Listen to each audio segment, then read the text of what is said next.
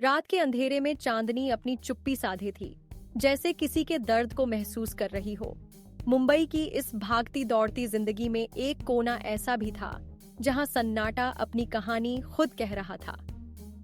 हर्ष balcony में खड़ा था, हाथ में सिगरेट और दिल में दर्द। उसकी आंखें लाल हो चुकी थीं, शायद देर तक जागने से, या शायद उन आंसुओं से जो बार बार छलकने को तैयार थे। उसके मोबाइल की स्क्रीन पर तान्या की आखिरी मैसेज चमक रही थी। अब और नहीं हर्ष, इस रिश्ते को कोई नाम नहीं मिल सकता। हमें अलग होना ही बेहतर है। बस एक लाइन, और पूरी जिंदगी का फैसला कर दिया था उसने। हर्ष ने फोन बंद कर दिया और कुर्सी पर गिर पड़ा। आंखें बंद की तो यादों का समंदर लहरों की तरह उसकी ओर उमड़ पड़ा। 3 साल पहले की बात थी। कॉलेज का पहला दिन था और क्लास में जब तान्या ने अपना नाम बताया तो हर्ष की धड़कन अजीब सी हो गई। उसके चेहरे पर मासूमियत थी और आंखों में कुछ खास। समय के साथ दोनों दोस्त बने, फिर सबसे अच्छे दोस्त, और फिर पता ही नहीं चला कब प्यार हो गया।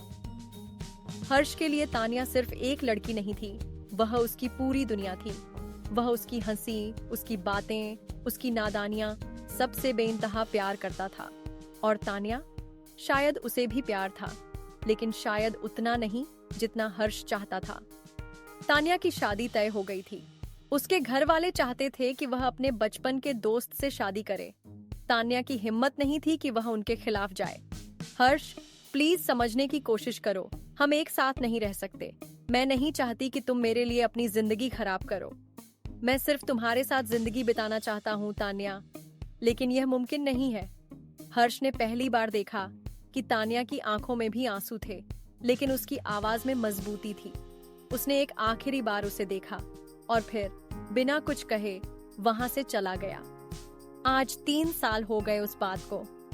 तान्या किसी और की हो गई, लेकिन हर्ष अब भी उसी मोड़ पर खड़ा था जहां उसने उसे छोड़ा था। हर रात वह छत पर खड़ा आसमान को देखता और यही सोचता, रंजिश ही सही, दिल ही दुखाने के लिए, आप फिर से मुझे छोड़ के जाने के लिए